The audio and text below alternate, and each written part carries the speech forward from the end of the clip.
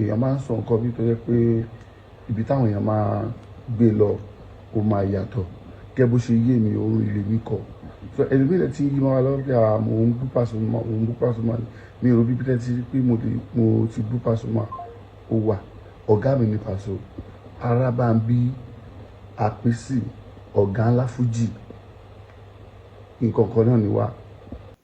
Nínú apology video eléyìí tí Alhaji Taye Adébísí Currency eléyìí tó gbé jáde ní àná ọjọ́ Tuesday ọjọ́ kẹjọ oṣù kẹwàá ọdún tá a wà yìí.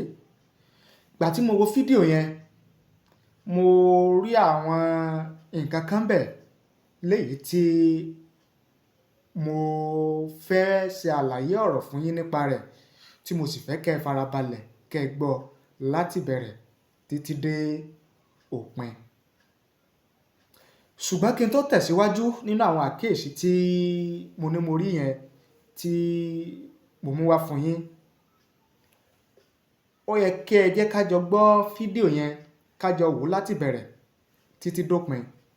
Káwọn àlàyé àti àkíyèsí tí mo rí nínú fídíò yẹn tí mo mú wá fún yín kó lè bá yé yín dáadáa. Ẹ farabalẹ̀, ẹ jẹ́ ká jọ wò ó, ká jọ gbọ́ láti bẹ̀rẹ̀ dópin. Tá bá wá wò tán, tá bá gbọ́ tán, kí n wá mú àwọn àkíyèsí àti àlàyé tí mo ní kí n wá mú wá fún yín. Hello everyone, ẹ kú dédé àsìkò yìí. Orúkọ tèmi ni Alhaji Taye Currency ọ̀kọ̀lọ́mọ nìbàdàn àpèsè wọn nípa awuyewuye tí ó ń lọ ní orí ayélujára orí íńtánẹ́ẹ̀tì ní ẹnujọ́ mẹ́ta yìí. Mo kí ẹ̀yin ọ̀rẹ́ wa, ẹ̀yin èèyàn wa, ẹ̀yin tẹ́ fẹ́ràn Fuji, especially Pasuma fans club, Taye Currency fans club, ẹ̀yin olólùfẹ́ Fuji general. Ẹlòmíì tó bá sì yàn gbọ́ ẹ má bínú o. I'm very sorry for what happened, right? Because èèyàn máa ń sọ nǹkan bí tó jẹ́ pé ibi táwọn èèyàn máa gbé lọ ó máa yàtọ̀ gẹ́gẹ́ bó ṣe yé mi òun ilé mi kọ̀ so ẹlòmíràn tí yí máa lọ bí mo ń bú Pasuma mi ò rò bí pété ti pé mo ti bú Pasuma ó wà ọ̀gá mi ní Paso Arábàmbí Àpèsì ọ̀gá ńlá Fújì nǹkan kan náà ni wá. So ẹ má yà mo bẹ̀ yín. Alhaji Wasiu Alabi Pasuma ọ̀gá mi ni àwọn gan ń wò wá àwọn rí wa pé Taye Currency I'm loyal person to Alhaji Wasiu Alabi Pasuma sí àwọn ọgọ́dẹ̀ mọ̀ pé tó bá dàbí bóyá ọmọdé òun orí jẹ kó má ra lọ ọ̀gá ńlá I'm very sorry ọ̀gá wa kò ní bàjẹ́ àgbà máa ń gbà náà ni.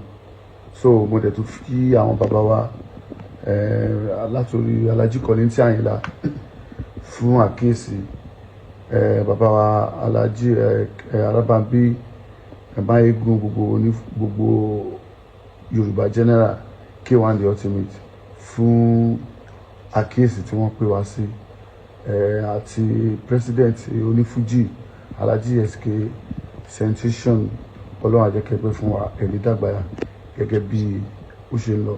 Ẹ̀yin ti Pasuma fans club I'm very sorry. Ẹ̀yin ti Taye Currency one love gbogbo ní Fuji ìdè Fuji kò ní ṣe kí ni kò ní bàjẹ́. Alhaji Sefiu Alao ẹ má bínú ẹ mọ̀ pé àjọ ọmọ oko brother mi ẹ má bínú one love. Nínú ọ̀rọ̀ Taye Adébísí Currency ó ní wípé ẹ̀rí ó ní òun kàn kọrin ní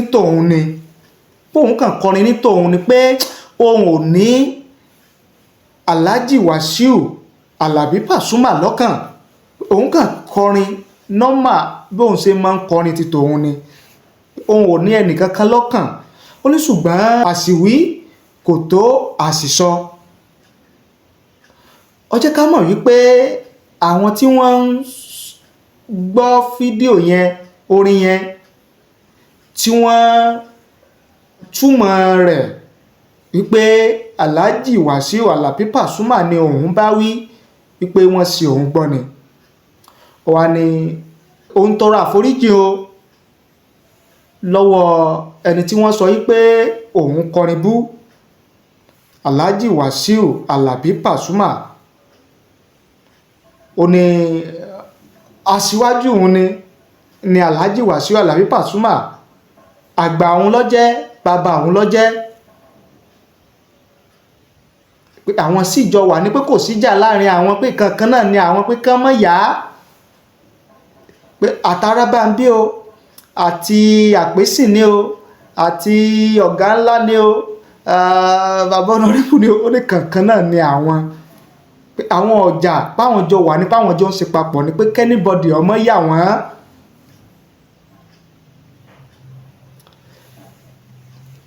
Tí wọ́n ń sọ náà lákòókò máa gbọ́, àmọ́ tí ń bẹ nínú wọn.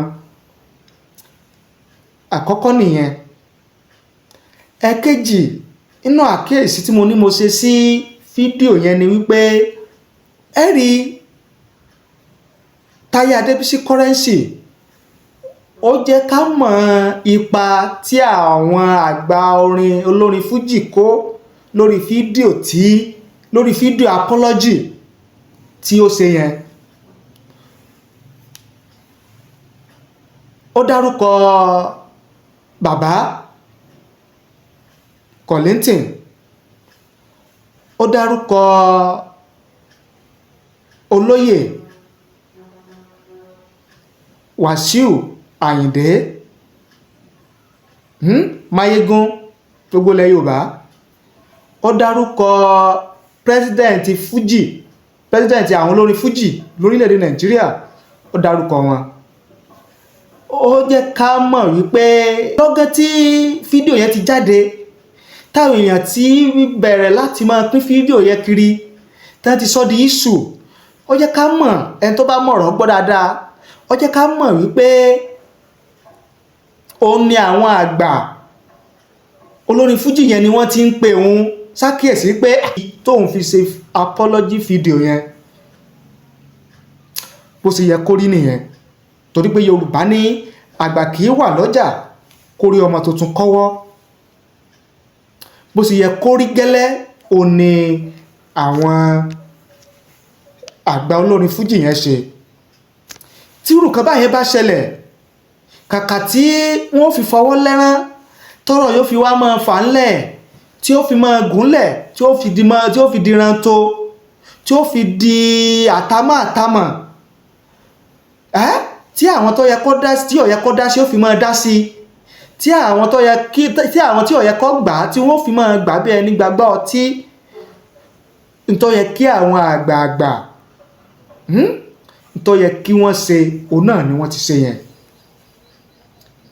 Ìdí yẹn tí mo fi kan sára sí bàbá Kollington àti Wàsíù Àyìndé, Máyégún, mo kan sára sí wọn, àti pírẹsidẹ̀ntì olórin fújì lórílẹ̀‐èdè Nàìjíríà, mo kan sára sí yín, ẹ kú iṣẹ́ tẹ́ ẹ ṣe lọ́yọ̀. Tẹ́ ẹ bá kúkú pé Taye Adébísí Currency, ó ṣeéṣe kó náà má ronú láti ṣe fídíò tó ṣe yẹn. Tí ó bá dẹ̀ ṣe fídíò tó ṣe yẹn, ọ̀rọ̀ yẹn tún lè máa ṣe kíni, ó lè máa escalate, ọ̀rọ̀ yẹn lè máa fà ńlẹ̀ sí, tí àwọn olólùfẹ́ Pasuma náà àti àwọn tó jẹ́ pé àwọn náà sọ pé àwọn ń tẹ̀lé Pasuma, táwọn náà ó fi máa gba ọ̀rọ̀ yẹn bí ẹni gbàgbọ́, tí wọ́n fi máa fà á, tí ó fi máa dìran tó, tí ó fi máa fà á ńlẹ̀, tí ó fi di iṣu, tí ó fi wá fẹjú ju eléyìí tí a rí yìí lọ.